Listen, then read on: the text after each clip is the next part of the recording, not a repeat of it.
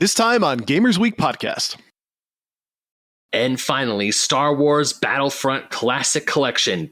Play the classic Star Wars Battlefront games online and offline in this definitive collection. Well, not a Star Wars fan, so moving on past that one. Every time you say that, a little part of me dies. I find your lack of Star Wars love disturbing. Yeah, you and everybody else. Ben, release her.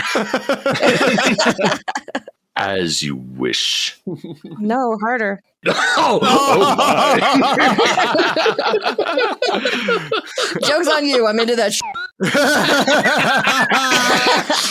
Yeah, please make that the intro. I don't know if that's going to make the show. We'll see.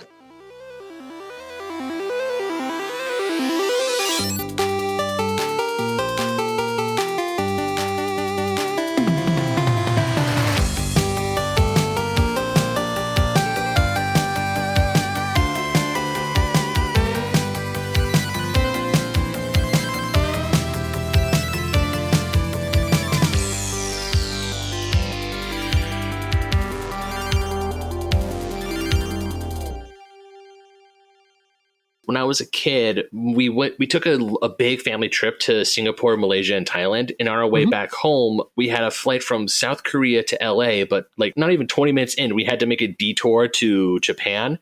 And Jesus. I was just like, I don't know why. I was in third grade. I just know that we had to land. We were in the airport for about like an hour and a half, and then we were back on our way. But I was just like, oh my gosh, I'm in Japan. This is so cool. I want to explore. And my parents were like, nope, we're staying put. Aww. Yeah, I was upset, although I do have a vivid memory of seeing Mount Fuji as we took off.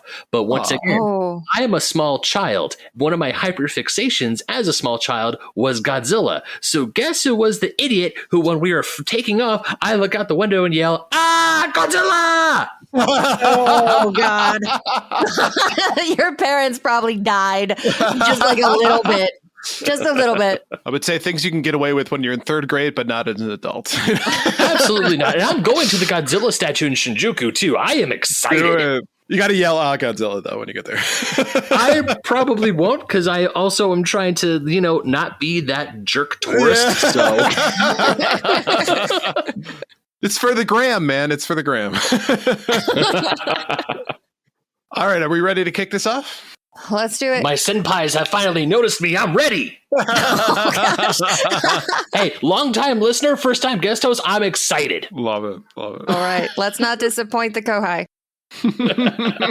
I knew what senpai was. Kohai didn't, but I'm going to assume. Yeah. Use contextual clues. You got this. Yeah, I got it. I think I got it. All right, welcome to Gamers Week Podcast. Like the name says, we analyze the best, the worst, and the weirdest headlines of the past week in the video game industry. This is episode 114, and today is Wednesday, March 13th, 2024. My name is Ryan, aka retrogamebrews, and I will be your host for this evening. And with me, I have a woman who adores Twitch streams where streamers read endless bits of in-game dialogue. She finds the practice more entertaining than playing her favorite franchise, Call of Duty, and sarcastic introductions about her. Blue, how you doing today? I'm so much better than I was the other night. Thank you for noticing. Before we recorded, Ryan's like, no, it's not a bunch of reading. It's got interesting gameplay. It'll be fine. It was all reading. It was all reading. All reading. Yeah. Surprise! Visual novel. Yeah. Mistakes were made. And unfortunately, Donnie is currently away tonight. He recently lost a fight with a razor and is out hunting hairs to glue back onto his face. So donations not required, but appreciated. They don't have to be from your head either. That's why I made it vague. I didn't go there. I made it vague. It's a choose your own adventure. But instead, we have with us a fantastic guest host, Ben Magnet. Ben, how are you doing tonight? And tell us a little bit about yourself. Oh my goodness, I am doing fantastic. I have been looking forward to this all week. And like you said, I'm Ben Magnet. I am a host of a podcast called Basement Arcade Pause Menu, which 2 members of Gamers Week podcast have been a guest on. But also, I don't just do that. I also write for 2 video game magazines. I write for Fusion Gaming Magazine, a publication out of England. I write for Old School Gamer Magazine, which is based here in the US. I also contribute to GoNintendo.com, and also continuing on the podcast train, I am a cast member of the D&D style show D and Dark, where it's a horror podcast where all the players, including myself, we play classic Universal monsters and get into a whole bunch of shenanigans. And my character is Mary the Frankenstein monster. Definitely awesome. And yeah, I mean, yes, I am biased because I'm on the show, but I always have a blast doing it. And besides that, I also am part of the Fake Nerd Podcast Network. We just, at the time I was recording, we just did a tribute show to Akira Toriyama, rest in peace. And yeah, definitely check out fakenerdpodcast.com for all my stuff. It's there. Well, Ben, again, thank you so much for coming and joining us here tonight. So guys, if you want to check out Ben's stuff, which we highly recommend that you do, links will be available in the show notes. You can't see me, but I'm doing a thumbs up. I'm still holding out for the graphic novel adaptation of D and Dark. That is got to be the biggest Patreon goal ever. Hashtag goals. Hashtag goals. All right, so why don't we roll into our reviews, reactions, and requests for this week. So first up is from @Gaming&Gains, says, love having all 3 of you back together. What a short-lived experience. I know, it was just a tease. It was just a little tease. Next up from Viscount01, we are way overdue for a video game crash. Hollywood is in about the same shape. When they need a movie to make 4x profit, it's bound to fail horribly. I gotta say, I don't disagree with the analogy. Yeah, they gotta maybe stop constantly looking at spreadsheets and maybe just focus on the fun stuff. I don't know. No, this is entertainment. You think it's supposed to be fun? Floggings will continue until morale increases. Right. And finally, from Rogue Tally said, I don't think we're headed for a video game crash, but I see a lot of so-called AAA studios falling to the wayside if they don't get their act together and focus on making fun games. Because right now, the indie scene is on fire and making fun games everyone wants. That's what I meant to say. Rogue Tally nailed it. Hear, hear. And now it's time for the...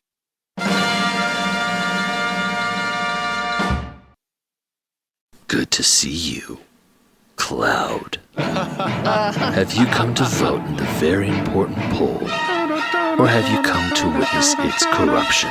Sephiroth, what do you want with the poll? What are you going to do with it? I'm going to use it to restart the console wars. While the fanboys are busy fighting, they won't notice me burn their favorite hobby to the ground. Just like my mother did eons ago. Like hell. The console wars have been over for years. Gamers have bigger problems than fighting about what machines they play on. Like live service games, NFTs taking over their favorite franchises, beloved developers making nothing but cheap slot machines. I know all about it, Cloud. Because it was me. No. It can't be. It was all you? It was. I orchestrated all of this. Gamers are ruthless creatures, Cloud. They bicker and fight only for self-validation. They care not for what games are capable of. That's where you're wrong. And it's truly sad, because you just don't get it, Sephiroth. The thing that makes gamers want to play so bad is that games are fun. What? How is it true? No, it's impossible. You couldn't.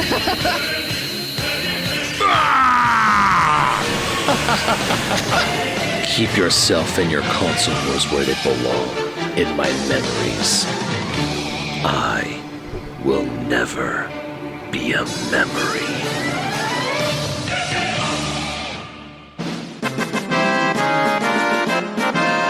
Love it. Perfect ending. Perfect. Yeah, can you tell what game I've been obsessed with the past few weeks? No. You and the rest of Twitter, for sure. Oh my gosh, that was so good. The music in the background, that just like took it up to level 11. That was amazing. I love it. No, I'm just glad that I was able to, because I went to school for radio production. That's what my degree's in. And when I was just like making this, I was like, oh, it's all coming back to me. It's like, man, there's a reason why I got a degree. This is fun. Yeah, I love it, dude. It's fantastic. But anyways, back to business. Every Monday on Twitter, we post our VIP, the very important poll. If you'd like to participate, follow us on Twitter at GamersWeekPC. The question for this week's poll was, what's your favorite sailing video game? And if any of you start singing Styx, I'm logging off. That's a lie. I absolutely love that song. So yeah. Anyways, coming in at 13.3% was Sea of Thieves. At 29.7% was Assassin's Creed 4, Black Flag. Taking the win, in my personal opinion, obviously, was The Legend of Zelda Wind Waker. And about 17% of other people said, well, other. So let's take a look at some of those comments. At the Gaming Nook once said, I really enjoyed Phantom Hourglass on the DS. I remember the puzzles being very intuitive. Nosy Face 0 lowercase o said, I mean, does Dredge count? And I don't know. Maybe. Yeah. There's no rules. Whatever. There's never any rules. I assume so, yeah. At hugging_these said, Pirates! Exclamation point. Thank you, Sid Meier. One of those games I've been wanting to play, but unfortunately I never had a PC or a gaming PC growing up. Paul69_PS5 said, Overboard for the PS1. Was hoping Skull and Bones was going to be it, had high hopes, and then read the reviews. Unfortunately, bud, a lot of people said the same thing. Yeah. Where's the Yeah. Oh, it will be added in post. Cool. And finally, at Lumiere Itolier. Sure. Anyways, they said, my favorite sailing video game. Like, there's nothing written there, and it's hilarious. All right, so taking a look at this week's provided answers and your own. Blue, what are you going to go with this week? I might be along the lines of Lumiere in that I don't really enjoy sailing in video games. The best thing that I could probably come up with would be the Assassin's Creed games, starting with Black Flag, and then the next several at least had sailing mechanics, but I wouldn't call them sailing games. And I didn't particularly like the battles that you had to do on the ships. I kind of found them cumbersome and a little bit annoying to what I actually wanted to do. I just wanted to get to the place I needed to go. So I might say the last couple Assassin's Creed games, but honestly, I don't really have an answer because I don't like sailing. She's not a sea dog. No. What about you, Ryan? So I brought this up because I want to find a good sailing game. I was a huge fan of the movie Master and Commander. I thought that was really cool. I've always wanted a game that was similar to that you could do all of those different interesting things on a ship, all this kind of stuff. I just have never run into that. So part of this was a little bit selfish. I wanted some recommendations. The funny part is that I think everybody else basically had the same sentiment that sailing games, few and far between, haven't quite nailed it yet. But the one game that I played a while back was, of course, Legend of Zelda Wind Waker. And I didn't mind the fact that it was mostly a sailing game. And the ending, I won't spoil, but it's an interesting, we'll say, mechanic, I guess, or plot twist, for lack of a better term, as to what it is that you're sailing around that world. But it's a Zelda game. So, of course, there's a lot of familiarity there. But they took a games franchise and completely changed it around to make it something that was new and exciting. So I got to give them credit for at least being daring and innovative. So my choice is Wind Waker, but realistically, it didn't quite fill the itch or scratch the itch, rather. No, you can fill it. Well, yeah. Scratch the itch of trying to find that perfect sailing game. But Ben, what about you? So when I was looking at this poll, I saw the question, I saw the options, and I thought, what the flying am I going to put in here? I've never played a sailing game in my life. Just because I've never played Sea of Thieves, Black Flag, or Wind Waker, much to my detriment, especially on the Wind Waker, because I love The Legend of Zelda, I clicked other, and the only time where I was playing any sailing anything that I loved was in Kingdom Hearts 3, was in the Pirates of the Caribbean world. And I was told by so many other people that that's essentially just Assassin's Creed 4 Black Flag. And I'm like, okay, cool. I guess if I see Assassin's Creed in the dollar bin, I might pick it up someday, but I'm just going to go on and play my Kingdom Hearts game and just sing Yo Ho Yo Ho Pirate's Life for Me with Captain Jack. I'll allow it. You would. Of course I would.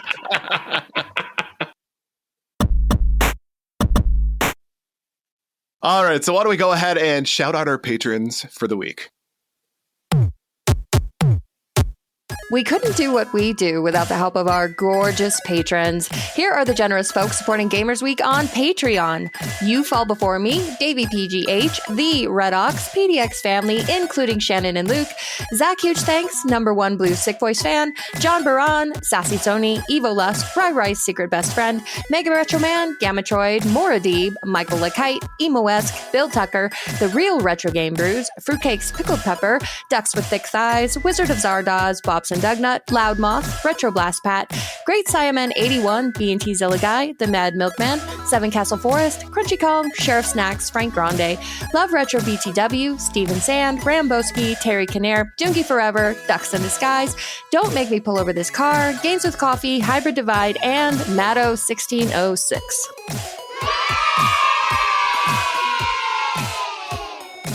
If you like what you hear today, and we really hope you do, please consider joining us on Patreon. Your support helps cover the cost of producing the show, as well as other cool stuff we'll be doing, like prizes and giveaways.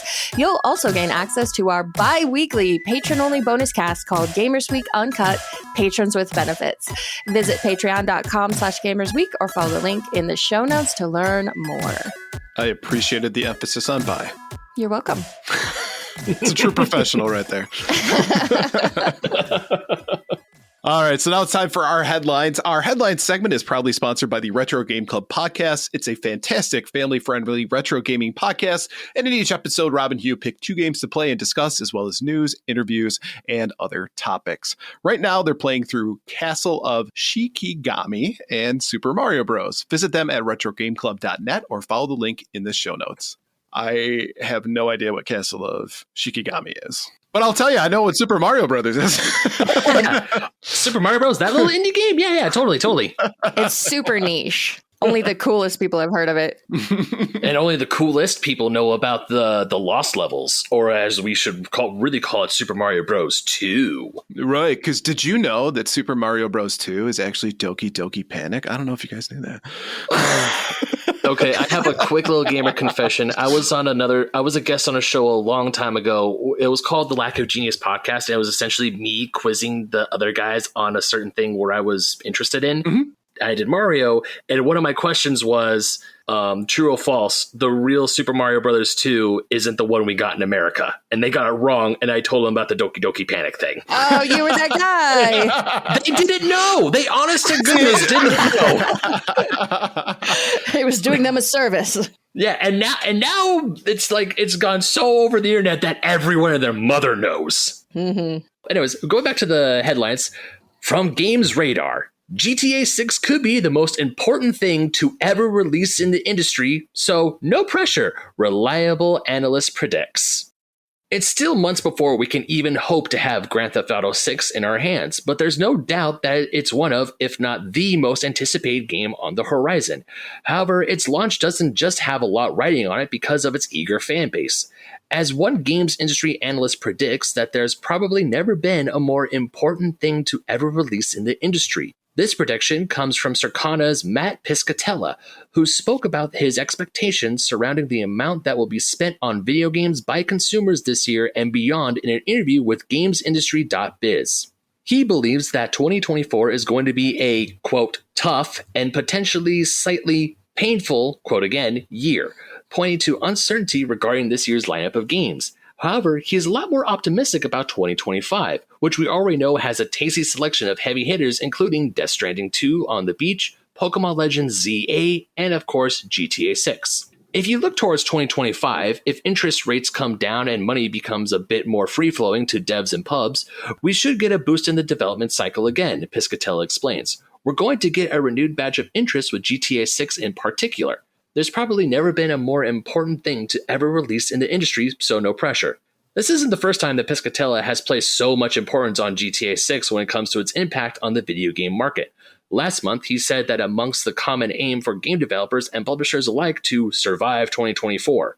He believes that the market's got to get to GTA 6 and hope. That's not to say that there's nothing exciting releasing in 2024, however. We've already seen some pretty huge hits in the form of Helldivers 2, Persona 3 Reload, and Final Fantasy VII Rebirth. Still to come, we've got Indiana Jones and the Great Circle, Star Wars Outlaws, and Dragon's Dogma 2, just to name a few.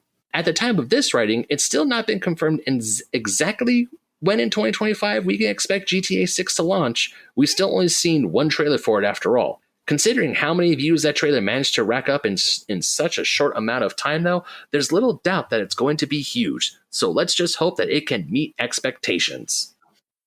Doesn't this come across as being a little clickbaity? Yo! A teensy tiny bit dramatic. It's the most important game ever. I mean, I'm trying to figure out how you could even justify saying that, really. Right. It's not going to be the most technologically or most impactful or most influential game that the video game industry has ever seen. Not even close. It doesn't even look like it's going to be doing anything new or innovative. It's just going to be doing the same GTA stuff that they've done before. Mm-hmm. So even if you want to say Grand Theft Auto 5 is said to have made $8.5 billion in revenue over its lifetime, which makes it the second best-selling video game of all time. Even if you're going from just a money perspective, how is this going to help the video game industry as a whole, unless you're Rockstar? Right. Rockstar is like, yes, this is the most important game that's ever come out. They absolutely think that, and I get that. But everybody else, why does anyone else care about GTA 6? Here's the thing. I feel like the most important video game, it's a constantly cycling thing. Because as I was reading through this, I just thought, I was like, really the most important, I mean, maybe in terms of Rockstar's sales or proof to other industries that video games are still alive and kicking. I mean, video games are now the highest selling industry, beating music and film combined. Right. But then I think back to 2020. I mean, yes, I don't want to think back to 2020, but I think about how Animal Crossing helped so many people dealing with lockdown, myself and my fiance included. It gave us a sense of normalcy. And to me, Animal Crossing was the most important game of 2020 because of that. I mean, yes, it's a very subjective thing. I mean, the love of video games and the enjoyment of this art is all subjective. But to say that GTA 6 is like going to be the most important thing ever, you are really trying to set a high bar, and you should just let it happen. I mean, games don't become the most important thing just because they said so. They become the most important thing because of other outside sources, Animal Crossing being the main example. I just really hope that Mr. Piscatella, it doesn't come out that he's on the payroll at Rockstar of some What if GTA 6 is the next Starfield? Where it's fine. It's just fine. And it could be, and that's not going to crash the industry. It's not going to force people to lose confidence in video games. And the beauty of it is that nowadays there is so much variety. If you want to play a particular genre, if you want to experience something in video games besides sailing, you can go out and find it. Is it a AAA game? Potentially. Is it more likely an indie game? Yeah, probably. But nonetheless, there is this industry that has been built up around this concept of entertainment that has allowed people to not rely on one particular game to dictate how they're going to feel about this hobby. And even in the article, they mentioned Helldivers, Persona, and Final Fantasy VII. I mean, I've been playing so much Final Fantasy VII as I could. One of my co-hosts from Fake Nerds, Ryan, he's been dying to get me to Helldivers 2, and I would love to get into Helldivers 2, and I'm ready to go spread Managed Democracy. But at the same time, like you said, there are so many other games that people enjoy. Like, I loved playing GTA 5, but I'm not chomping at the bit to go get GTA 6. And even if GTA 6 is just meh, there's still going to be a lot of people who play it. So you've already covered about half of those folks being satisfied. And the folks that aren't are going to go find something else that's going to fill that void. Right. I imagine the fanaticism around GTA 6 is going to be even worse than around Starfield, where people just couldn't accept that it was a meh game. And so they were just in denial online, like on their soapboxes. It's amazing. You just don't understand it. Rah, rah, rah. There's going to be so much of that around GTA 6. if it's just math. But let's say it's amazing, like everybody hopes it was going to be. Isn't that worse for the video game industry as a whole? And just putting this idea out there, because that means people aren't going to want to play anything else. They're not going to want to buy anything else. They're going to be playing this all year. Every Twitch stream is going to be GTA 6, GTA 6, right. GTA 6, yeah. Yeah. Like it was for like when Fallout guys came out and you looked on the left-hand side of your Twitch stream and it was like, everybody's playing Fallout guys. Great. Fall Guys. I'm sorry, Fallout guys. You're right. It's Fall Guys. Damn it. Can you imagine a Fallout style version of Fall Guys? That would be weird. That's the crossover we all need. And you know what the worst part is? I was actually in my mind, it was Fallout Boys, which I hate that band. So that's even worse. Even worse. Damn it, I love that band. Early 2000s kid. I forgive you. Thank you. Thank you. All right, next up from Games Radar. After $90 million driven by Baldur's Gate 3, Hasbro says games will be huge for D&D, and Larian's hit RPG is just the first of several new video games to come. Baldur's Gate 3 is a bright spot in an altogether down financial report from Wizards of the Coast owner Hasbro, which says Larian's mega hit RPG, having driven around $90 million in revenue in the last year, is a good sign for more video games to come from the D&D license. As our friends at PC Gamer noted, Hasbro execs discussed Baldur's Gate 3 and the D&D license in a conference call on the heels of the report's release. Overall revenue is down 15% due to a 19% fall in consumer products and 31% in entertainment. But Wizards of the Coast and digital gaming are actually up 10% thanks to revenue behind Baldur's Gate 3 from Larian Studios and Monopoly Go from Scopely. CEO Chris Cox said video games will clearly be a huge leg up on the D&D business, and Baldur's Gate 3 is just the start of several new video games that will be coming out over the next 5 to 10 years that I think will continue to power that franchise. This outlook is somewhat tempered by the fact that Hasbro and Wizards of the Coast have reportedly canceled multiple video game projects in the last year. At least 5 were said to have been shelved as of January 2023. More recently, Studio Hidden Path, previously working on an epic D&D project with Wizards, paused development and laid off 44 people. Hasbro and Wizards have had some issues with video games then, but seem to be committed to the medium, now buoyed by Baldur's Gate 3's meteoric success, which has proven that D&D mechanics can click with non-tabletop gamers. Cox predicts a long tail into 2024 and beyond for this mega hit as Larian continues to support the game with new updates. Just today, we learned that Baldur's Gate 3 Patch 6 will finally fix the RPG's second biggest party management sin, not to mention add fancy new kissing animations. Thank you, Blue, by the way. I now have water coming out of my nose because I was taking a sip of water when you said CEO Chris Cox.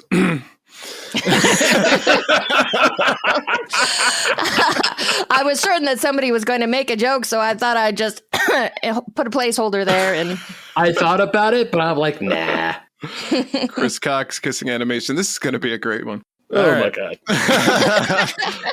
So, you know what's interesting about this is that D&D has had an interesting relationship, I think, with video games, right? Really, the first RPGs that ever came out on old PCs back in the 70s were built around the D&D mechanics, right? You know, a Calibeth and you know, King's Quest and a lot of those other games. Like Ultima, even Ultima, perfect. Perfect. Even the very first Final Fantasy was also like you had spell slots. You didn't have MP or anything like that. It was like once you level up, it's like, hey, you gain more spell levels, but it's like good luck if you need to cast a Kiraga in that last dungeon. You're screwed, buddy. And then it waned, right? It became something where D&D made an attempt to be a part of video games, and it just didn't stick. You know, there were so many other things that you could do in video games that were outside of the realm of fantasy, and now you could finally control characters in the 3D space, and it just seemed like D&D wasn't something that gamers were terribly interested in, even though I don't know if that has to do with maybe the popularity of the game itself, because I think towards the late 90s, early 2000s, it was less popular. But now that our generation is getting older and reminiscing about sitting in the basement with a bunch of your nerd friends going, you're a level 42 paladin, so you can't cast that spell. That was fun. That was an exciting time to be together and connect with friends. And now you can take some of those really great core mechanics and bring them to games. And I think Baldur's Gate 3 was the perfect example of a game that did that.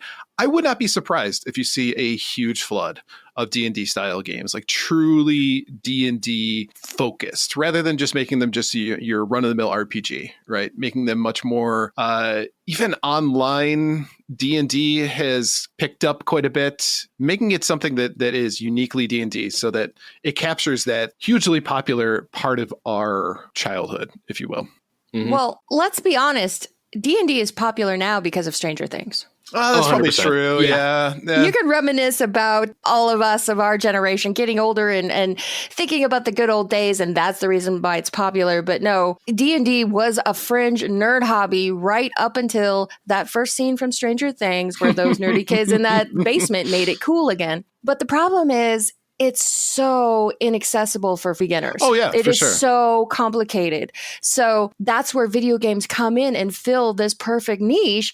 Make it easy, make it accessible. You don't need to get a whole party together. You don't need to know all the stuff. Play the game. It helps you through it, helps you understand it. Maybe then you're ready to graduate to an actual tabletop game. But video games are the perfect bridge between what I'll call true D&D and people who might actually be interested in it, but don't really have a way to begin.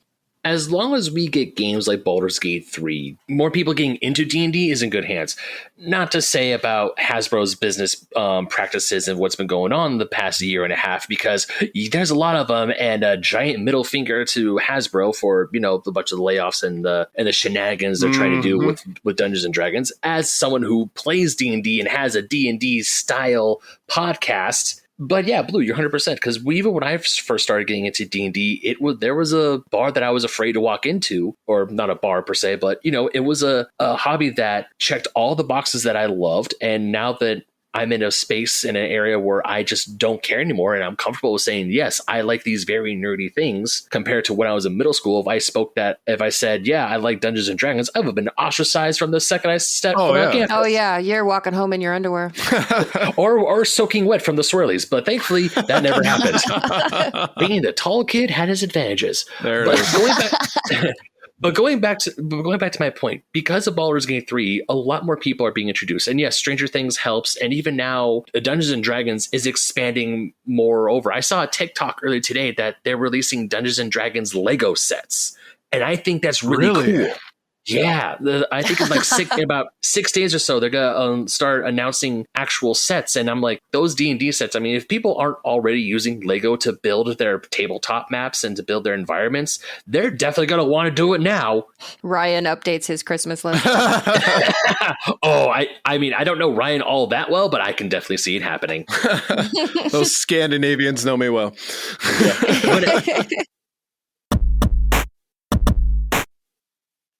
All right, next up from Engadget, Activision Blizzard's ex-CEO Bobby Kotick reportedly wants to buy TikTok. No, boo. I apologize for interrupting, but boo, no, boo. You don't have to apologize for that, boo. Bobby Kotick, the former CEO of Activision Blizzard, who stepped down at the end of the last year, is apparently interested in buying TikTok as a new bill in the U.S. threatens to ban the app and force its sale. According to a report by the Wall Street Journal, Kotick mentioned the idea of partnering on such a purchase to OpenAI CEO Sam Altman and others seated with him at a conference dinner last week, and brought it up with ByteDance executive chair Zhang Yiming. If TikTok is sold, the Wall Street Journal notes it would be likely go for hundreds of billions of dollars. Kotick led Activision for over 30 years, but didn't exactly leave a good note. In a 2021 lawsuit that was settled last year, the company was accused of fostering sexual harassment and gender discrimination under his leadership in what was described as a pervasive frat boy culture workplace. He also accused of harassment himself. The Verge noted at the time Activision Blizzard called the reporting misleading after the information came to light. Activision and Blizzard employees walked out and demanded Kotick resign, but that did not happen. Kotick ultimately stayed on as head of Activision Blizzard until the completion of Microsoft's acquisition in 2023. Kotick alleged interest in TikTok comes from a tumultuous moment for the immensely popular platformer after lawmakers introduced the This is a mouthful. Protecting Americans from Foreign Adversary Controlled Applications Act last week. Just rolls off the tongue, right? FACA. Which President Biden said he would sign if it passes. Under the bill, which goes to the House floor on Wednesday for a vote, TikTok's China-based parent company, ByteDance, would have to sell the app within 6 months. Otherwise, it will be banned from the U.S. app stores. TikTok has been trying to get its millions of U.S. users to rally behind it in the wake of the bill's sudden momentum, and sent out push notifications last week asking users to call their representatives. After the House vote, where it's expected to be approved after clearing the Energy and Commerce Committee in a unanimous vote last week, the bill will move on to the Senate. While lawmakers concerned about TikTok center on fears of data privacy and its connection to China, Wall Street Journal notes that involving Altman in its purchase could open the app up to the possibility of being used by OpenAI to train AI models, which doesn't exactly sound ideal for users either. Wow.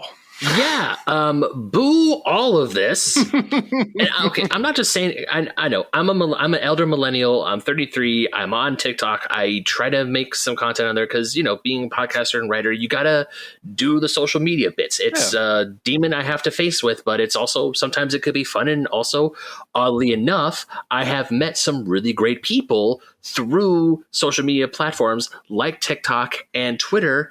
And I'm so sorry, Ben. May I interrupt you just there? Because it said the vote was on Wednesday, and I was like, hey, that's today. So I looked up an update, and it said the House on Wednesday passed legislation that could ban TikTok in the U.S. if its Beijing-based parent company ByteDance doesn't sell its stake in the massively popular social media platform. The vote was 352 in favor and 65 opposed, underscoring its broad bipartisan support. Wow. Yep, I saw that as an update on my phone today that it got passed. So you know what? I should have spoke up because when I was at the gym earlier today, I saw it on the news when I was working out, and I should have said something. Oh, no, we're good. That's okay, because it wasn't the Wednesday curse. We caught the update. We did. Ha-ha. Take that, Wednesday curse. Right. Anyway. But anyway, back on my soapbox on how social media has actually, done what it's supposed to do. And I've seen other TikTokers say, look, I make a lot of my money through TikTok, not just from doing silly dances, but because they have storefronts on TikTok. You also have politicians who join the platform to try and reach younger voters, to get the importance of voting and why it matters and everything.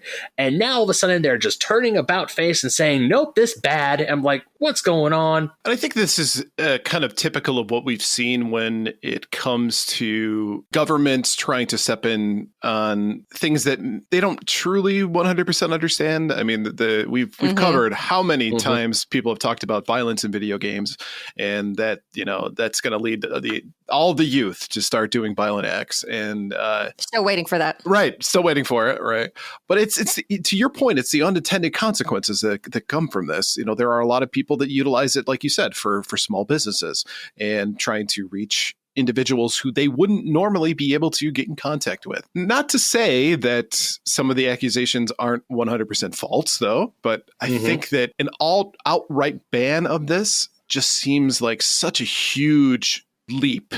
We have to nuke it from orbit. It's the only way. Right. Exactly. That's it. Let's blow everything up rather than decide what seems to be the most necessary thing. And from what I've been told, I don't know if this is true as well. So this is just what I've heard, is that the data that U.S. users stays in the U.S. and the server is in the U.S. So I don't know. I'm not smart enough. I'm not an expert when it comes to cybersecurity, so I couldn't speak to that. But it just seems like such an overreach to ban it all. Moving beyond the actual politics of whether TikTok should be banned or not, is Bobby Kotick the right person to then swoop in and say, I mean, let's be realistic. Hell no. If Twitter is not a cautionary tale of what happens when billionaires with egos decide they can take over what's essentially a public communication platform. Yeah, you call it social media and kind of make it sound trashy. And TikTok has a reputation of it's softcore porn and kids doing stupid dances, and that's all it's good for. It's not. Social media is extremely important and entrenched in our culture now. It's used for communication. It's used for safety updates. It's used for businesses. It's used for all kinds of things. So to just let a private party of questionable nature decide they want to take it over because they retired and found their private island to be boring. We all remember the havoc it played on businesses and the stock market when Musk took over Twitter and said, oh, we're just going to change the blue check marks. And nobody could tell what was real anymore. And all kinds of companies' stock was dropping. It was the insulin providers being the main headline of that. The damage it did to those companies, remember? Because Eli Lilly, yeah. Because Elon Musk thought it was a toy and it was a game. And it's not. So 100% Kotick should not be allowed to buy TikTok. Yeah, I mean, you could be the most altruistic person and get all of the power in the world from buying TikTok. And the old adage, absolute power corrupts absolutely. It's going to affect people in ways that are, again, unintended consequences. And to have a guy who's known for having, quote, pervasive frat boy workplace culture, I have even less confidence that he's going to take over and make this app better. And plus, even in the article, it says the sale of TikTok could be in the hundreds of billions of dollars. And he was just lucky to get 69. Nice. He was lucky to get that much out of Microsoft. And they're like swimming in cash. What's the net worth of TikTok? I don't know. That is a good question. TikTok's estimated net worth in 2024 is projected to be around $50 billion. Oh! Worth a little bit more than Actiblaze. Yeah, just a teeny bit more than that. But hopefully he doesn't, and hopefully he stays retired and he could eventually just fade into the ether as a warning and not as someone we have to deal with every single day. Amen to that. All right, so why don't we take a look at our top 3 new releases this week? Contra, Operation Galuga, PS5, Xbox Series X and S, PS4, Xbox One, Switch, and PC. A new entry in the legendary Contra series is here! Contra Operation Galuga is a thorough reimagining of the classic run-and-gun action game from the 80s, featuring modern graphics and sound, new stages, new enemies and bosses, new play mechanics, and an updated weapon system with explosive co-op combat for up to 2 players in story mode or up to 4 players in arcade mode. I can already hear the synth music now.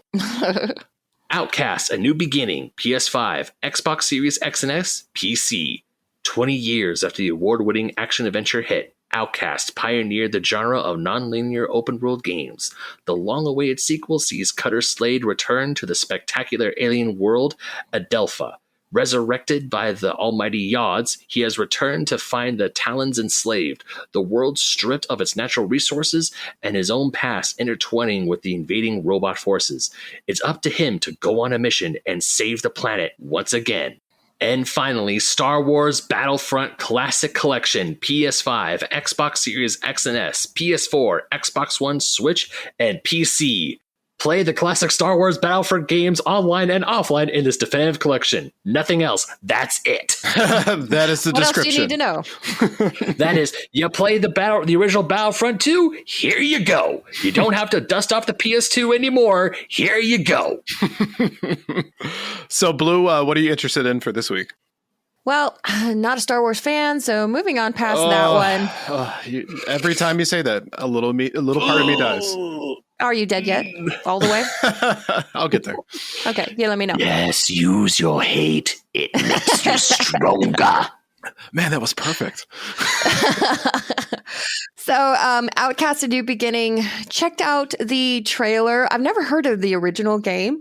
I mean, it looks okay. It doesn't look like anything, I'll say, special. And as this description kind of says, it pioneered the genre of non-linear open world games. Well, in the last 20 years, non-linear open world games have come a long way, and they have done a lot. And there are so many of them. So if you want to stand out from the crowd, you need to do something a little bit special.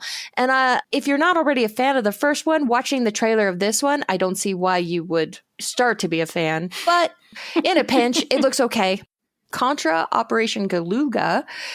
So this is a thorough reimagining of the classic run-and-gun action game. Looking at the trailer, it looks also okay. Visually, it looks like that kind of faux 3D like Metroid, the new Metroid game had. But the textures look so bad. And I don't know, that's probably just a personal pet peeve of mine, but the textures make it look not good. Beyond that, if you're not interested in co-op play, I'm not convinced that I would need to play this as opposed to just playing a regular Contra. So all that to say, I might pick up those 2 games if they were super cheap, but I'm not thrilled about any of these. What about you, Ryan? So I've never played Star Wars Battlefront games in the past, so I might be interested in just checking them out, especially considering it's all on there in one collection. So that could be certainly something that I could get into just out of more of a curiosity. But if it's like the $59.99, $69.99 price point, probably not. I'd wait till it gets a little bit cheaper for that one. But I do love Star Wars. I just haven't gotten into Battlefront. Okay. Fake fan. And I actually share the same sentiment about Outcast in the beginning. It seemed kind of generic. It didn't stick out to me as being a game that was going to be a game changer, that was going to be super interesting. And like you said, it's kind of dime a dozen when it comes to that, open world, non-linear style game. So it would really, it's a wait and see. If come to find out people review it and it's fantastic and excellent, sure, I'd be happy to pick it up. But as of right now, I'm very cautious with that one. But freaking a new Contra game? A new 2D Contra game? Come on. I don't care about textures. This is Contra, right? And to me, this looks like it's like a perfect molding between like a Metal Slug game, Contra 3 Alien Wars, Contra Hardcore, and just, it's almost like it's been remastered. And I absolutely love Contra. I'll be super disappointed if it doesn't have the Contra code in it. That needs to happen. So if you're listening, guys, if you haven't added it yet, feel free. And you're welcome for the idea. But I love run and gun games, and the fact that it's co-op and it's all the things that you remember from the 80s. It's absolutely something that I want to pick up. Super excited about Contra. Let's go. Wasn't the latest or the last Contra game, wasn't it terrible? The last one that I was aware of was not a 2D reimagining of the 80s games. It was a 3D game, wasn't it? I think all I remember is last time I talked to a Contra fan, they were essentially saying there is no Contra embossing say. I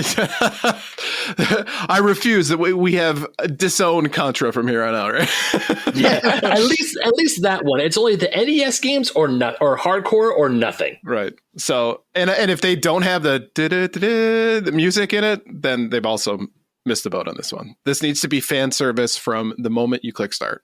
Mm-hmm. And that's all he wants. That's all I want. I'm a simple man. What about you, Ben? I find your lack of Star Wars love disturbing. Yeah, you and everybody else. Ben, release her. As you wish. No, harder. Oh my. Joke's on you. I'm into that Yeah, please make that the intro. I don't know if that's going to make the show. We'll see. Maybe the blooper. Who knows? So I'll start off with Outcast. I've never even heard of Outcast. I'm just if there's one game that could pull me away from Final Fantasy VII Rebirth, there is one on here, but it's definitely not Outcast: A New Beginning. Contra, I'm leaning towards a little bit. Now, I do enjoy running gunners. I love Mega Man. My fiance and I, we played through both Cuphead and the Cuphead DLC together. We both beat it. Good choice. But I have tried to play Contra on my NES Mini, and every time I get smoked in the first level. I can't even make it halfway through. That is, I know it's a hard game. I'm not complaining about it just being hard. I'm just not the biggest fan, or at least I haven't figured out the controls for it. So maybe giving a chance for a new 2D style co-op Contra, I'm game. And if say if I go to a friend's house and they had it and I would play it and I enjoy it, then I could consider picking up. But the one that I know that if I want to put down Final Fantasy VII, or at least any of the RPGs I have in my backlog that I want to play this year, it would be Star Wars Battlefront Classic Collection. Battlefront 2 Galactic Conquest was my shit. Sorry for the Yoshi noise, Blue. But oh my God. It has all the classic modes from the original one, online play, just everything that fans have been wanting that the new Battlefront games just won't give us. I am 100% on for. If I had to pick one game, it'd be Star Wars Battlefront Classic Collection. 100%. Wise choice. All right, so why don't we go ahead and jump into our main topic for the week. This week has graced us with announcements from a whole host of new video game film adaptations. So for our main topic tonight, we're doing a roundup of movie news. All right, first up from Engadget, we're officially getting another Super Mario Brothers movie in 2026. Riding the success of 2023's The Super Mario Brothers movie, Nintendo and Illumination, to no one's surprise, are releasing a second animated film in the franchise that's expected to come out April 3rd, 2026. The news comes from series creator Shigeru Miyamoto himself, who tweeted it from the Nintendo of America X account on Sunday as part of the ongoing Mario Day celebrations. Details so far are scant, but Miyamoto says the team is thinking about broadening Mario's world further, and it'll have a bright and fun story. Based on his description, it doesn't seem like it will be a direct sequel to the first, though that remains to be seen. In an announcement video also featuring Miyamoto, Chris Meledandri from Illumination said the team is already storyboarding scenes and developing set designs for new environments. Animations are due to begin soon. The Super Mario Brothers movie absolutely crushed at the box office when it released last April, becoming the highest-grossing video game movie at opening. It hit $1.3 billion worldwide by the beginning of June, Variety reported. All right, from Deadline, Watch Dogs movie is in the works at New Regency with Talk to Me breakout Sophie Wilde starring. Following her breakout role in the A24 horror hit Talk to Me, Sophie Wilde has found her follow-up project as she is in talks to star in New Regency's Watch Dogs, an adaptation of the popular Ubisoft hit video game. The film is set within the universe of Ubisoft's blockbuster video game franchise of the same name with over 50 million players. The film is being directed by acclaimed French genre director Mathieu Thury from an original screenplay written by Christy LeBlanc, known for writing the Netflix original sci-fi thriller Oxygen based on the 2016 Blacklist script O2. Yariv Milchan and Natalie Lehman will produce for New Regency's Pictures alongside with Margaret Boykin from Ubisoft Film and Television. While plot details are being kept under wraps, the popular game is set in a fictionalized version of real-life cities at various points in time and follows different hacker protagonists who, while having different goals to achieve, find themselves involved with the criminal underworlds of their respective cities. The antagonists are usually corrupt companies, crime bosses, and rival hackers who take advantage of CTOS, Central Operating System, a fictional computing network that connects every electronic device in a city together into a single system and stores personal information on most citizens. That sounds familiar. The player, good thing it's fiction. The player also has access to CTOS, which can be used to control various devices and assist them in combat, stealth, and solving puzzles. From Time Extension, Mandalorian, Thor, and Cowboy Bebop writer behind upcoming live-action Pac-Man movie. The writer behind Lightbeam Entertainment and Wayfarer Studios' live-action Pac-Man movie has been confirmed. Seasoned film, television, animation, and comic book writer Christopher Yost has been revealed as the scribe behind the forthcoming movie, which was confirmed back in 2022. Yost is perhaps the most famous writer, or famous for his work within the Marvel Cinematic Universe. He's not the most famous, he's famous for his work there. I messed up. He has writing credits on Thor: The Dark World and Thor: Ragnarok. However, his range extends beyond superheroes. Yost acted as both an executive consultant and writer on the Disney Plus Star Wars series The Mandalorian, and was an executive producer and writer on Netflix's 2021 adaptation of Cowboy Bebop. Based on the Namco arcade game with the same name, the Pac-Man movie is based on an original idea by Lightbeam's Chuck Williams, who also worked as a producer on the Sonic the Hedgehog movie. Williams and Andrew Lazar have been confirmed as the movie's producers. Because if you want to talk about successful adaptations, let's talk about Netflix's Cowboy Bebop. I was just thinking that. Yeah. I was this close to saying, when the second I got to the Thor movies, I'm like, one of those movies is really good. One of them is not the best. Yeah, I haven't watched The Mandalorian, so I can't speak to it. But as soon as I read Cowboy Bebop, I was like, really?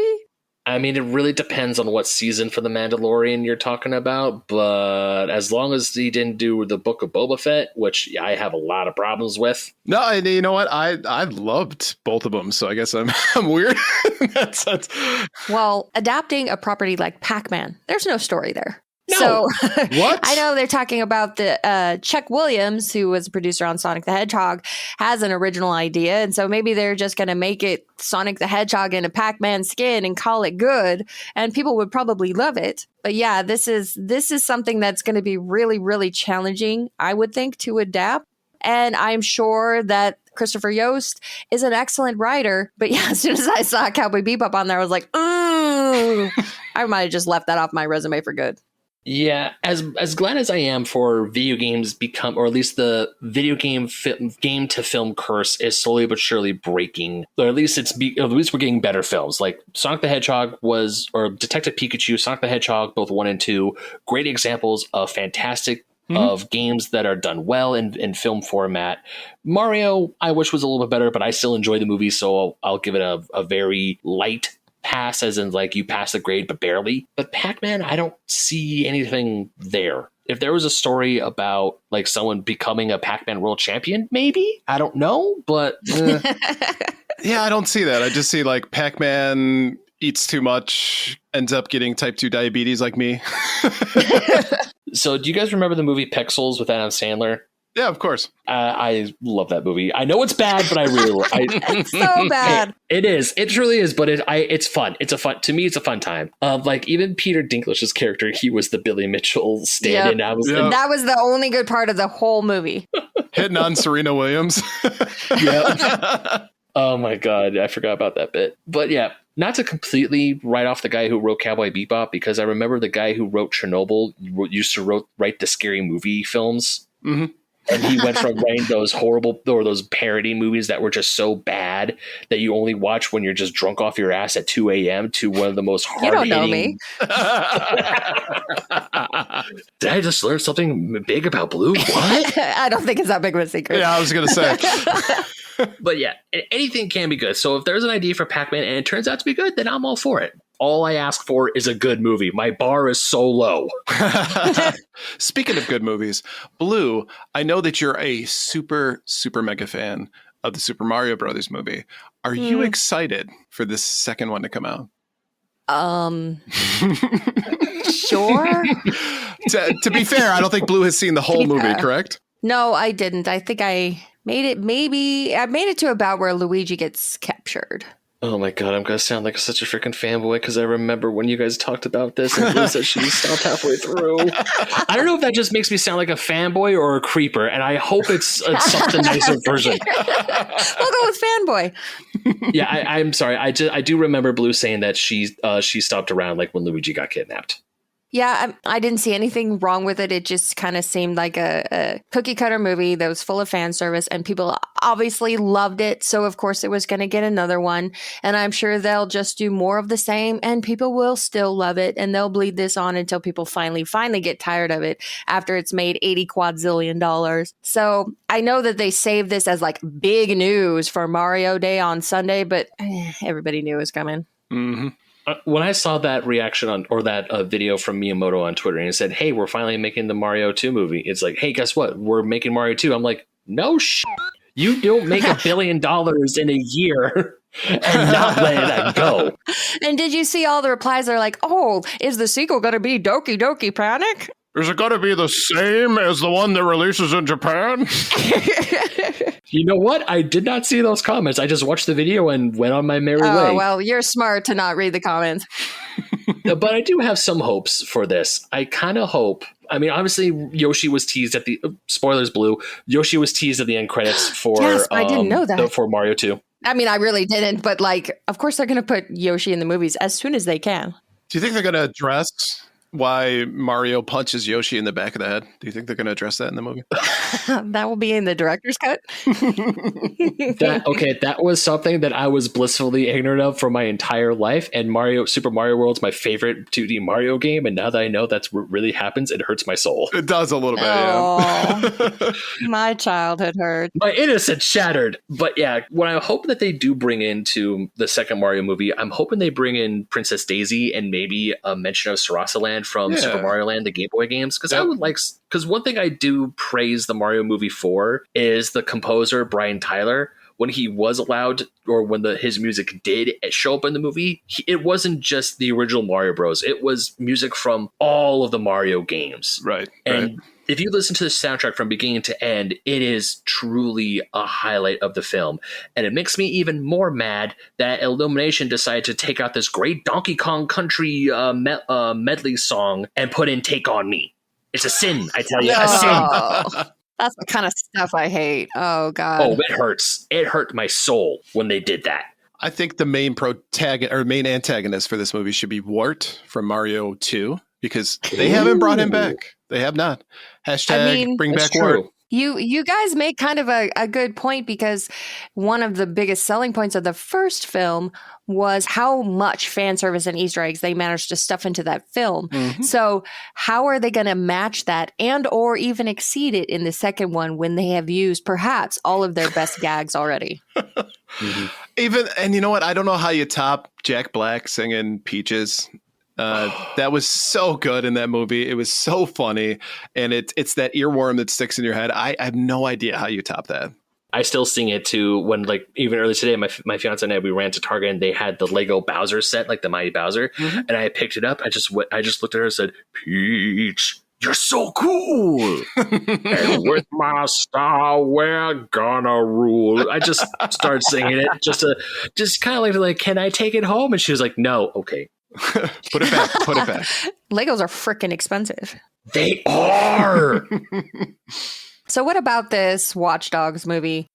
You know, I'm not really familiar with Watch Dogs, so that's where one of the things that I struggle with in kind of getting into a movie of a game that I haven't played. But it sounds pretty cool. It sounds to me like a very cyberpunk style game, and I love that kind of content. So if it's cyberpunk, I'm all in. So this might even, I don't know, maybe convince me to check out Watch Dogs. For me, because it's Ubisoft, and I know they probably went to a different studio, they probably going from different director, writer, everything. I never saw the Assassin's Creed movie. I just heard how bad the Assassin's Creed movie was. And even as years gone by, people are saying, yeah, go Watch Dogs is going to be like the hit. And it comes up and it's just kind of like, meh. Yeah. I mean, if the movie comes out, it's great. Fantastic. Have I played the games? No. Do I have a desire to play the games? Not really. But hey, if you're a fan of the game and it comes out and it's good, I'm happy for you. Yeah, I think the thing about this movie is that I don't believe there's a great deal of like really in-depth lore to the Watch Dogs games. So this plot summary that they've kind of given here, where it's hackers and crime bosses and cities, and it's all this kind of like urban computer espionage type stuff. I mean, really, that could be 1,000 other movies. Indeed. So this could either give it a free reign to just do what it wants and be really cool and tell some interesting stories and have a great style and make itself stand out. And it doesn't have to be a video game movie. It can just be a great movie. Mm-hmm. Or it's just going to get lost in the shuffle like so many other things do, because it's not different and interesting enough if you don't already love Watch Dogs. So time will tell. I do remember, I think it was from Watch Dogs Legion, that there was a grandmother who was also Helen. like this. Yeah. If she's in the movie and she's a big part like not just the comedic relief, but also this badass granny who kicks ass and takes names, I might consider watching it. Mm-hmm. All right, before we move on, let's take a quick break to talk about our sponsor. This segment is proudly sponsored by Gamer Looks at 40 podcast. The show explores the history of video games and the stories and experiences of the people who lived it. This week on Tales from the Bargain Bin, Bill and his guests talk about Marvel LJN games on NES. So this week's question is, what is your favorite comic book or superhero video game? Let Bill know your answer by sending him a tweet at Gamerlooks at 4040 on Twitter. Arkham City or Spider-Man PS4? He was ready. Yes. He was so ready. It's one of those two. I'm like, Arkham City was perfection. It was so damn good. Rest in peace, Kevin Conroy. You the GOAT. Mm-hmm. And Spider-Man for the PS4 was just so much fun. Like, even swinging while I'm about to do something, I get distracted by the cops. I'm like, I gotta go help him out because I'm Spider-Man. What would Spider-Man do? He wouldn't ignore a cry for help, would he? And I would swing by, and God, I can't remember telling you how many times where I was playing like Arkham City and I would take down guys I'm playing and go, I'm Batman. I'm Batman. Like, you just take down a guy and go, hey, what's over here? I'm Batman. What about you, Ryan? So I'm going to go with the only video game that you can actually draw a comic while you're playing, and that is Sega Genesis classic Comic Zone. Really? Is that your favorite? I knew it. How far have you actually gotten in Comic Zone? I've used a lot of cheats and gotten very far. Because it is one of the hardest games on the Sega Genesis. It is so insanely hard, but it is so fun. I am... The fact that you said that just lifted a huge weight off my shoulders because I freaking love that game, but I've never gone past the first level. And every time I sit down to try and get past that goddamn first level, I always die, and it makes me so mad that I just rage quit and play Sonic instead. I will say that it is even still hard with cheats on. Good Lord. Yeah. But to be honest with you, it's a fantastic game, and it's really cool concept, and the idea that, you are a comic book artist, get sucked into a comic, and it's a beat 'em up, and it's super, super fun. If I may really quick on Comic Zone, I loved the premise, and the art style itself is just great. Like, that comic book art style pixelated was just so gorgeous. And yes, the game was hard as all hell, but man, was it pretty. Soundtrack was great. Game looked pretty. Yeah, it's too bad you can't see more of it. Damn you, rats! Blue, what about you? I am going to say that Darkwing Duck counts as a superhero. So my favorite superhero video game. 100%. Yes, Darkwing Duck! Darkwing Duck on the NES. Best superhero game ever. Fight me. I noticed you didn't pick the one on the TurboGrafx 16. No. You know what I love about the NES Darkwing Duck is that it's basically just a reskin of Mega Man, and I already love Mega Man, so it's perfect, and it's hard. Yeah, it's not easy. Yeah, but Mega Man he can't raise his cape and block the bullets, and he also doesn't hang from the beams. Okay, so it's completely different. Okay, completely different.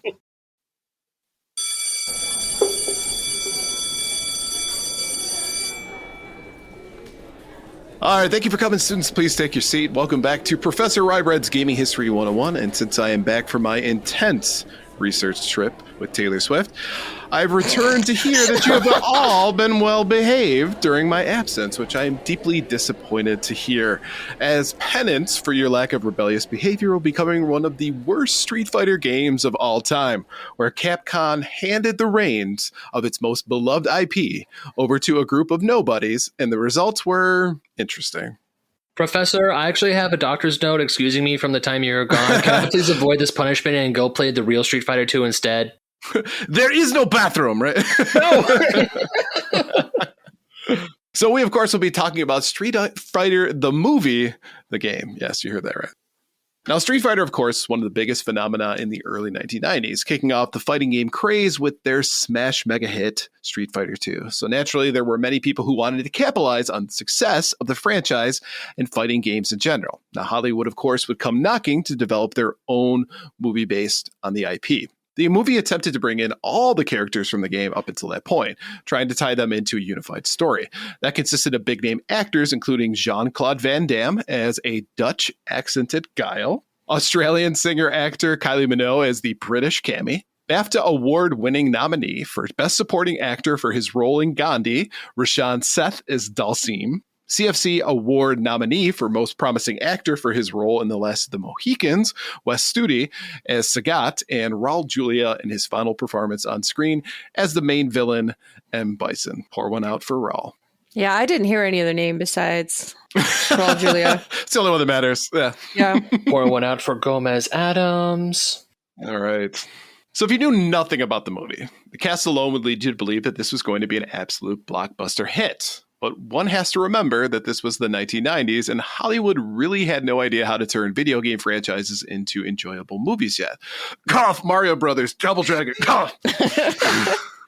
Now, the film was an attempt to weave a story around all the characters, which I can only assume was a desire to pander to fans of the games. What we got was a convoluted storyline that didn't really make sense. It included considerably less fighting than one might expect and often just plugged characters in order to give them a screen time. Over the years, it's become known as one of those it's so bad it's good kind of movies like Killer Clowns from Outer Space or The Room. Well, hi, Mark.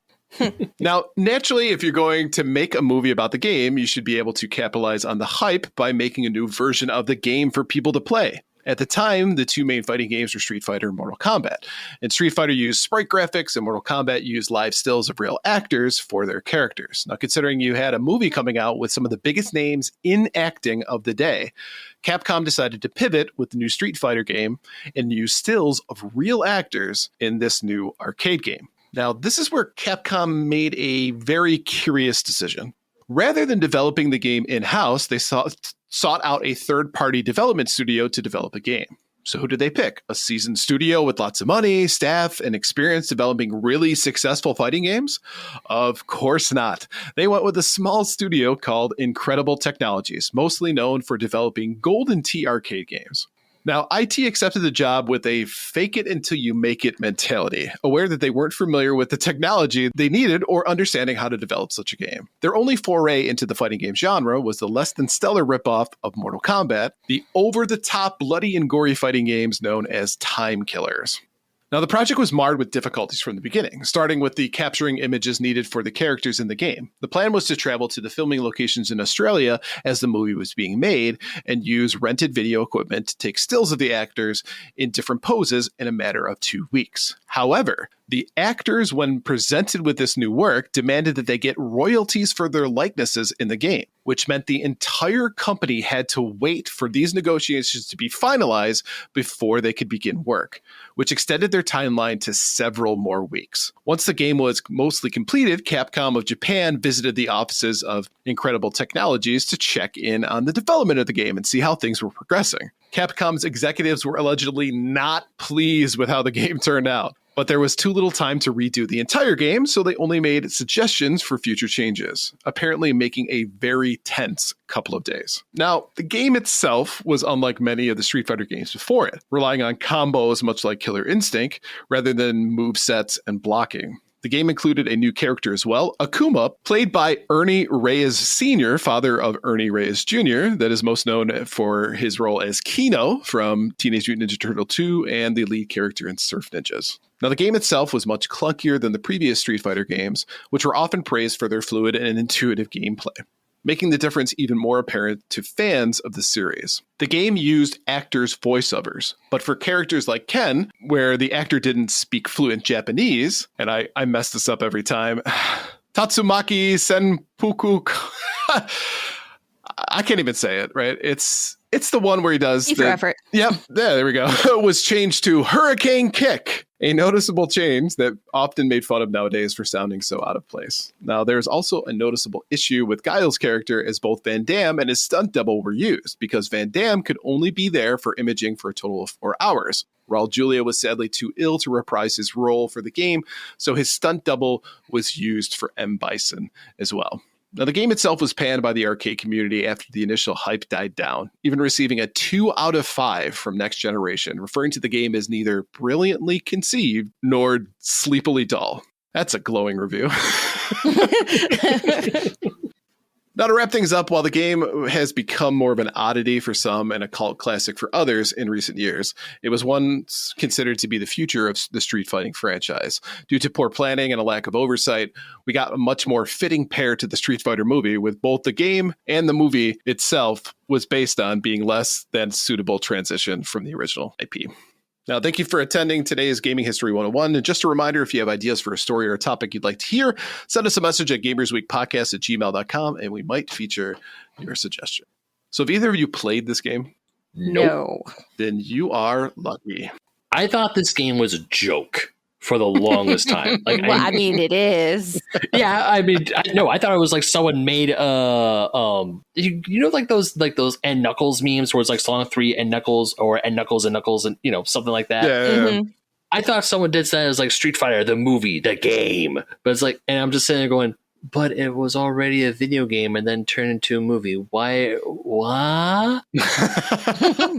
And I don't know if I ever saw one of them in the wild, but I know I saw footage of it. I'm like, ooh, this looks like garbage.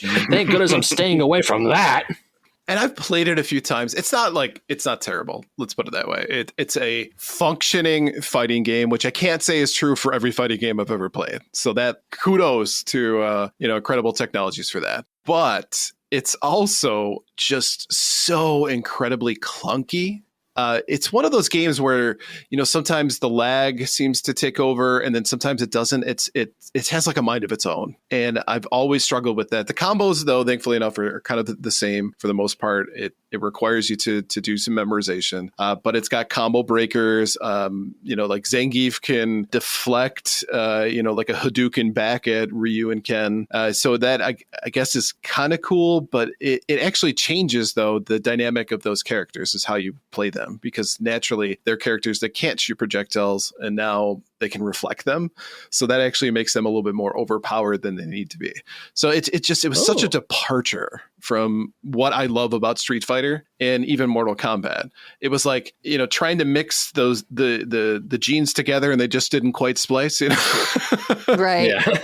And the thing is, you were going to an arcade, you're going to look at that, play it one time and never put a quarter in it again and just go back to Street Fighter or Mortal Kombat or Tekken or whatever's out there, right? So the initial hype, people are like, oh man, this looks cool. Like, I want to play this. This is basically Mortal Kombat with Street Fighter characters. And then it was lost in, kind of the fray because nobody really wanted to spend the time to even get good at the game, it seemed like. Mm-hmm. If I ever come across a Street Fighter the movie the game cabinet and it's set to free play, it has to be set to free play. I don't want to put money in it. Not even a dollar. Not even a quarter. Not even a okay, maybe a penny. I have too many pennies, but not even a quarter to play the game. I'll try it for you, Ryan. I'll try it for you, Professor. And you know what? I would like you to record that, post it on Twitter. Let me know what you think. You got it. All right, folks. Well, thank you for listening to episode 114 of Gamers Week Podcast. And a big thank you to Retro Game Club Podcast, Love Retro BTW, and A Gamer Looks at 40 Podcast for sponsoring this episode. Don't forget to check out their links in the show notes. And if you want to connect with Gamers Week, follow us on Twitter at Gamers Week PC. Watch us on Twitch at twitch.tv/Gamers Week Podcast. Email us at gamersweekpodcast@gmail.com. Visit our merch store at gamers-week-podcast.creator-spring.com.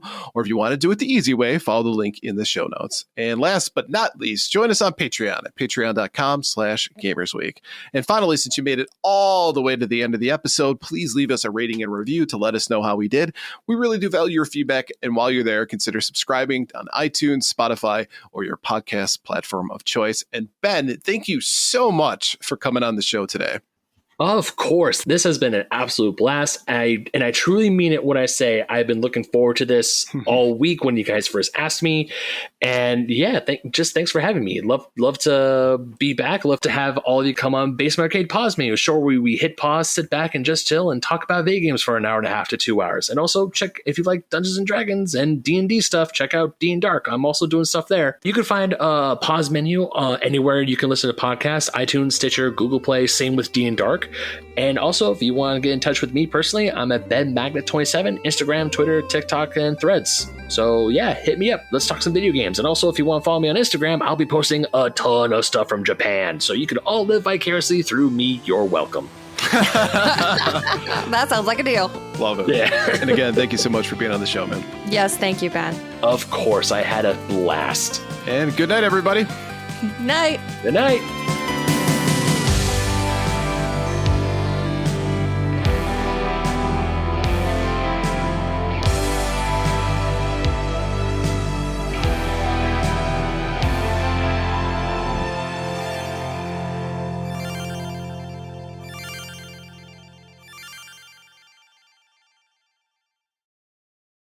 Sephiroth, what do you want with the pole?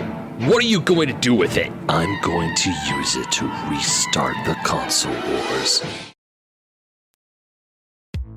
Welcome to Gamers Week Uncut. Welcome to Gamers Week Uncut. Welcome to Gamers Week Uncut, Patrons with Benefits. This is the unscripted, patron-only bonus cast with less editing and more dirty jokes.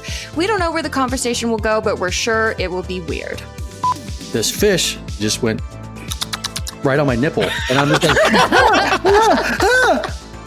I Google Street Fighter 6. The first search result that comes up is people think they can see Ryu's in the Street Fighter 6 reveal.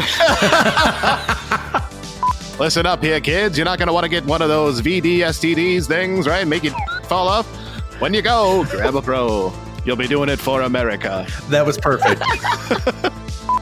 If you want to hear weekly episodes of our patron-only bonus cast, join us at patreon.com/gamersweek.